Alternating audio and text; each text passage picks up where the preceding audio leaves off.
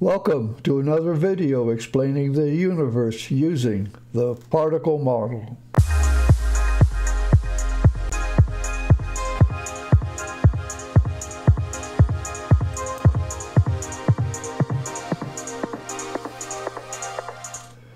Today's video is about the physics of the transistor.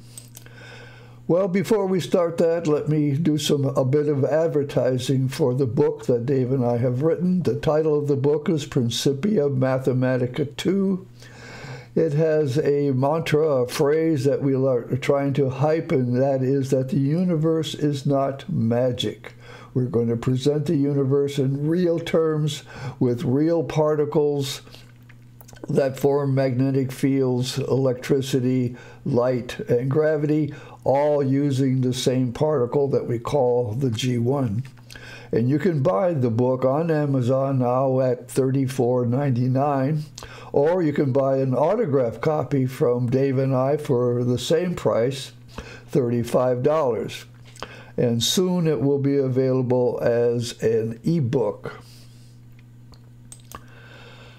Now, we did a video on August 21st, which happened to be my 84th birthday, and this is the link to that video. I'll put that in the description so you can copy it, and you can watch David giving a presentation of our book and at the party.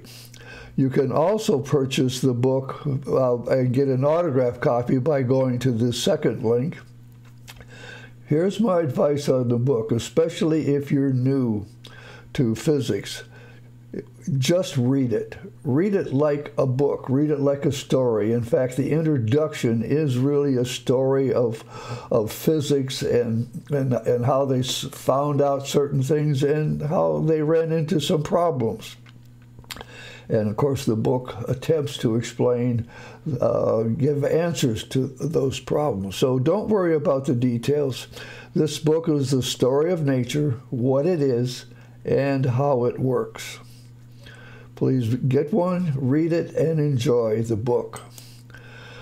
Now, I've been going through a list of words, and now I'm going through I did the physics of the diode, and now I'm doing the physics of the transistor. So this is more about semiconductors, the word. I still have these to work on, and I keep getting distracted from that, but I'll get to it eventually. But today is the physics of the transistor. Now, there are lots of types of transistor types. The bipolar junction transistor, the NPN and PNP. I will only be talking about the NPN. The ideas work for the PNP. Field effect transistors it's a different type of transistor, and I'm not going into that. The whole idea, one of the key factors of a semiconductor transistor is the doping. Whether you use germanium as the base or silicon as a base, you often dope one region of the diode or the transistor with phosphorus. And so you've got normal answer is you get an extra electron here, which is used for current flow. And then you dope it with boron, and you get a missing electron, and it's a p-type structure, and you get hole flow. That's their answer. Particle model answers it differently, and I said this in the physics of the diode. What we're concerned about is more space and less space.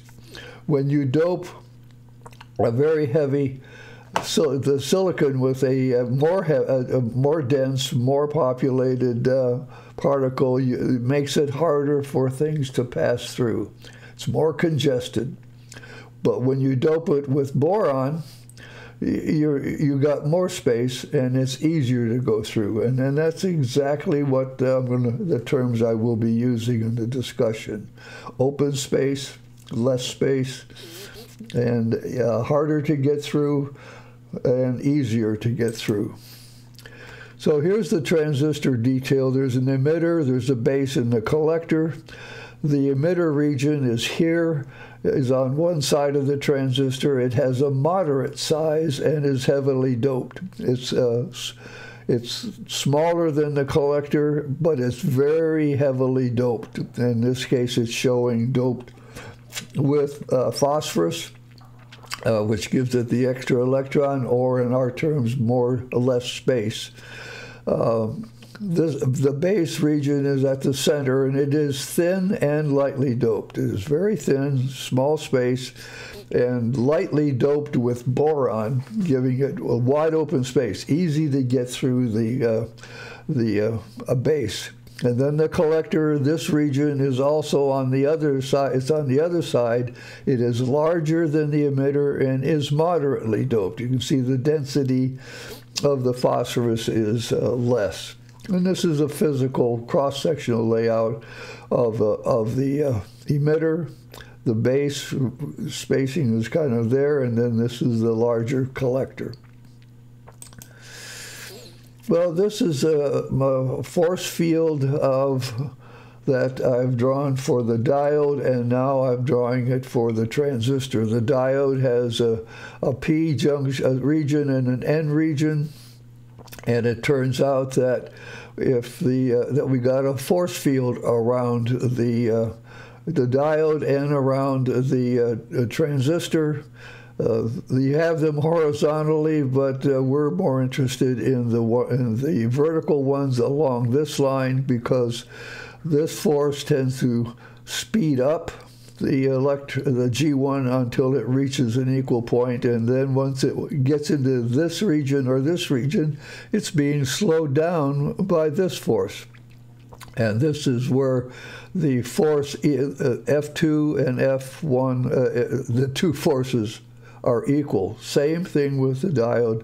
You have an equal point here. This is very heavily doped. This is lightly doped, and this is moderately doped, and you have the same deal. As the G1s move through, they're being accelerated faster and faster. That makes it easier to get through this part.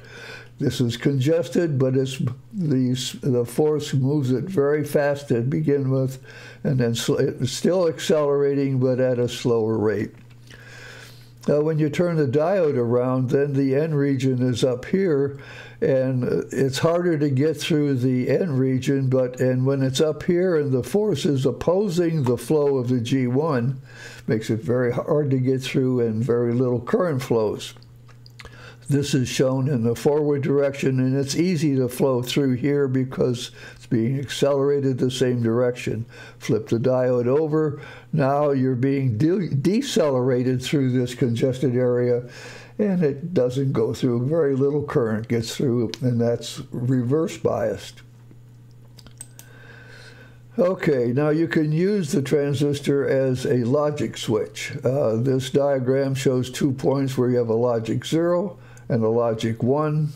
If you provide zero base current, that is, if I make VBB 0 and I have no current flowing through here, I will have 12 volts on the collector. I'll have 12 volts because this is like an open circuit, and I'm just seeing the 12 volts through the resistor with zero collector current. No current flowing through there, you'll see the reflected voltage. At logic 0, you put in a high current. 100 microamps of current gets you up here, so you increase this to a very large value, get a lot of current. This turns the transistor on, and the voltage across the collector is more like 1 or 2 volts. And you'll get almost like 65 milliamps of collector current, because this is almost like a short circuit. So you can operate it that way, on and off. Logic 0 is low, logic 1 is a high voltage. But then you can also use it as an amplifier, and this is the same circuit. The quiescent point is the normal operating point. If you increase the base current, that increases the collector current. So here you are at the Q point, which is the a quiescent operating point, and you're going to operate the base from 60 to 80 or from 60 to 40, and as a consequence, the voltage on the collector goes from 6 to 4 or 6 to 8, depending on your base current. That's how you make it work as it operates over this range.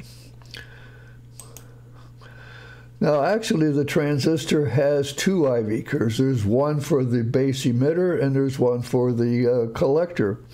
Here's the base current versus the voltage across base emitter. This is the collector current, and the voltage across the collector to emitter. And so they're very similar, and this turns out to be very much like the diode, and I'll show that in a minute. And this is the series of IV curves. There's 5 of them here, and there's a different one for each base. Now, the fact is, you don't jump from here to here to here. You're actually, if you start with this base current, and you move up a little, there's another line up, just up a little bit, and you can't draw all of them, or you just have a solid blob. So they draw it in discrete, but there's really a line for every value of base. And this is the one I just showed you for the base emitter IV curve, and you can see that it's similar to the one I was using. This starts out flat and goes up. Kind of trust this a little bit better because it looks like this is an actual measurement as opposed to this is somebody's idea of just trying to show in general how it works and where the knee is. So that's the base emitter, and the base emitter of the transistor behaves very much like the diode anyway. Okay, and here is the really important part, and it has to do with speed. The more G1s that you put into this transistor, then you would expect more loss. You would expect more loss, but speed causes some of them to pass through. I'm going to go through this whole scenario, but I would like to be able to summarize it using these 2 statements. Okay, we start. Increasing the number of G1s flowing through the diode increases the G2 mass. It actually increases the G2 mass. The mass, G2 mass of any item is based on the number of G1s and the number of N1s. And when you start pushing G1s through this transistor, you're adding G1s, which adds G2 mass. So you're adding mass to this transistor, and it should increase the loss. When you increase the number going in, you should lose more. That's what you would expect, just like a resistor. But an increase of G2 mass increases the force. Let me just give you another example. The force around the moon, the gravitational force around the moon, is based on the mass of the moon. The gravitational force around the Earth is based on the mass of the Earth. The Earth has a larger gravitational force around it because it's a larger mass. So when you increase the mass of the transistor, it's a larger mass, you get a larger force around it in all directions. And so an increase of G2 mass caused by the increasing number of G1s increases the force. The increased force causes the speed of the G1s to increase. And some of the G1s that should have been lost will pass through. Now, in general, there is an additional loss in any way, but not as much as expected. So more G1s, then you expect more loss, but speed causes some of those that were going to get lost to pass through anyway. Try to simplify this whole process. More G1s, more speed, more pass through, so there's less loss. Okay, now this is something that maybe I should have emphasized over before. All components, and in fact all objects, have this property that as G1s enter They speed up going in, they slow down going out. For everything, for diodes, transistors, resistors, inductors, and capacitors, and yes, even wires. Now, some of that speed up and slow down is insignificant, doesn't mean much, but it's still there. But besides that, light, which is made of the G1 particle, light entering a prism speeds up going in and slows down going out. Same thing with magnets. I even showed this in one of my videos. I drew vector diagrams and force diagrams showing how there's a force vector. As the G1 enters the magnet, the force vector that's around the magnet is pushing it in, causing it to accelerate as it goes in. And of course, there's a magnetic field around the Earth, and as the G1 goes in the South Pole and comes out, goes in, it speeds up. As it comes out, it's slowing down. Sun also, but now the sun, there's three different, I know that's hard to see, but you can generally see that the magnetic field is crazy. But the principle is the same. Speed up going in, slow down going out. And of course, this is the interactions, whether it's gravity, electrostatics, magnetic circuits, or whatever. The G1 interactions are all the same. Most G1s pass through. Some will hit and scatter. A few may get trapped as an orbital, and that's the way we get charge on a glass rod. Increasing the number of G1 increases the F2 force, which increases the speed, which causes some of the G1s that should go through will pass through instead. These are the basic interactions that apply to all of the physics that we've talked about. Okay, so modern science, though, never explains this IV curve. They don't explain the diode IV curve or the base emitter IV curve, but we're going to try to talk about explaining how this IV curve comes about. This is a test circuit they use to test it, and you can go through and generate these curves just by literally testing and measuring. Okay, so I took that all of the IV curves and boiled it down to just one. The one that had this is the quiescent point. VCC is 12 volts, and the quiescent point has it such that there's 6-volt drop across the collector, from collector to emitter, and there's 40 milliamps of current, all set up by the base current of 60 microamps. Yeah, if you go through the numbers, I tried to do this close, so it's close. If I have a 3-volt battery and I lose 0.7 of a volt across the base emitter, I got this 2.3 volts across this 40K, and yes, you should get 60 microamps. So you got 60 microamps, and what happens on the collector side, if the 12 volt is going to add 120. I'm doing all these numbers based on the volts per G1 of 0.1. So 0.1 divide 0.1 into 12, you get 120 G1s coming out. This tells us that there's 60 G1s lost, which is equivalent to 6 volts. And then that leaves 6 volts to 6 volts across the resistor. And if you divide 6 volts by 150, you get 40 milliamps. And so these numbers describe it. And when this circuit sets like this and stabilizes, it'll generally be emitting 120, losing 60 here, losing 60 there, and it's balanced and stable. Now we're going to this is statement's wrong. I'm varying actually the voltage, not the resistance. And we go to the next slide. And so now I'm going to change the voltage of the collector to 10 volts. Instead of giving out 120, it gets out 100. Because the base current is the same, isn't changing. I haven't changed the base current. It's the same. basically this ends up losing.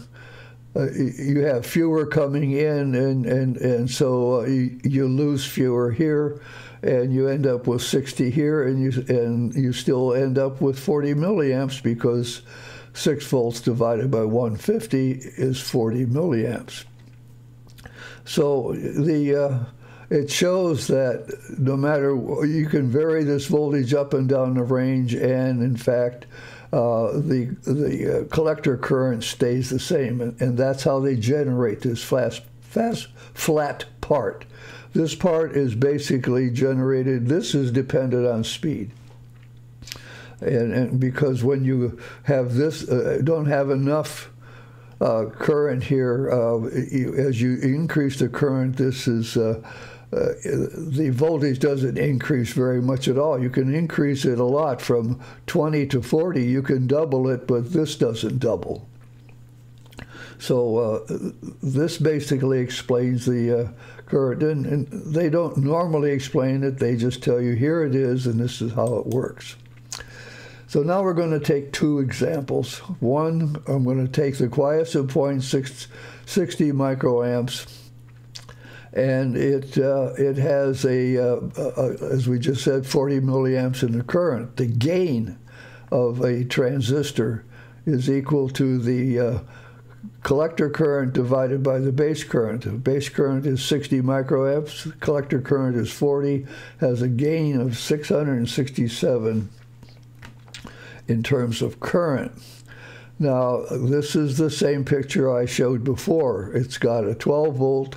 We have a 12 volt a battery, and we're losing 60 here and 60 there, and it's stable. Now, what I'm going to do is I'm going to take this 60. I'm going to adjust this 3 volts and make it 4 volts to increase the base current. When I increase the base current that way, I will get 80 microamps, and I should move to this operating point. And let's see what happens. Okay, so this is the same, 12 volts, 120. This is 4 volts now, and so I add 40 here, I lose 7, I have 33, 3.3 volts across this resistor, and when you do the math, you will see that the base current is now approximately 80 microamps. The base current. So what's happened is you've increased the number of G1s flowing in here. You got a larger number because you had 30, now you got 40. When you increase the number here, the speed goes faster on the base circuit and on the collector circuit. The collector ones, this hasn't changed, but they're moving faster. When they move faster, the more of them get through, and fewer of them are lost. That's how you get the 40. As I described earlier, you lose. I lost 40 the other way by dropping this voltage. Here we're not dropping this voltage. This has the same number going around, but because of the speed increase, you lose less here, more get through, and so instead of 60 getting through, now you get 80 going through, and now you have 50 milliamps of collector current. It's the speed. The added G1s increases the speed here. You know, what I didn't say before about changing this voltage was that when you make a change here in the resistance or the battery, it actually affects this over here as well. When you change the number from the collector going in, you either speed it up or slow it down, and that also affects the speeding up and slowing down of this. And this voltage changes. Instead of, it may lose 6, 7, or 8 G1s, or have a voltage drop of 0.6 to 0.8 volts. So it's the speed that actually causes this to behave this way. And here, when you do increase to, you don't get 667. what you prefer ideally is that no matter what base current you have, the gain is exactly the same. So you have linear gain. This curve and these numbers imply that it's not quite linear, which would cause distortion in the signal. Okay.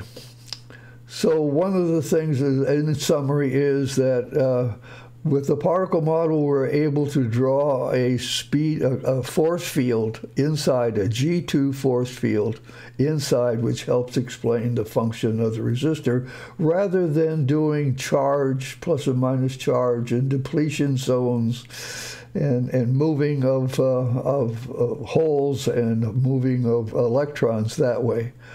Doing the same thing here with the transistor. This is very dense, so the force loses very quickly. It's losing at the same rate, but it's gaining as you go this way. This is almost straight. This has a very lightly doped. It loses, but not as fast as this loses.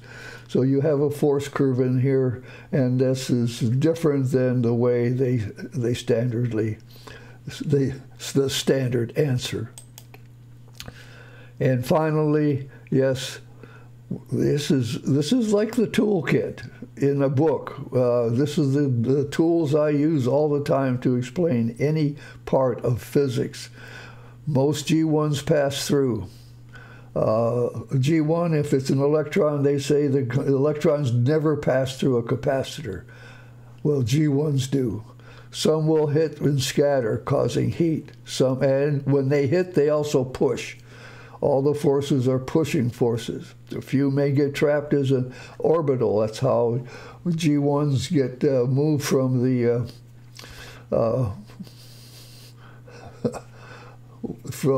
oh man, yeah, that's how you charge it. The G1s speed up going in, they slow down going out.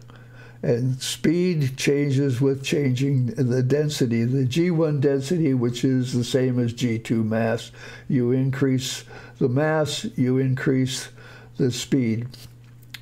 And all of this applies to gravity, light, magnetism, and electricity. Amazing. My name is Bob D. Hilster, and I am your particle model guru. If you have a question, Ask Particle. You can do that by sending me an email or clicking on the notification bell on the website. Thank you for your attention.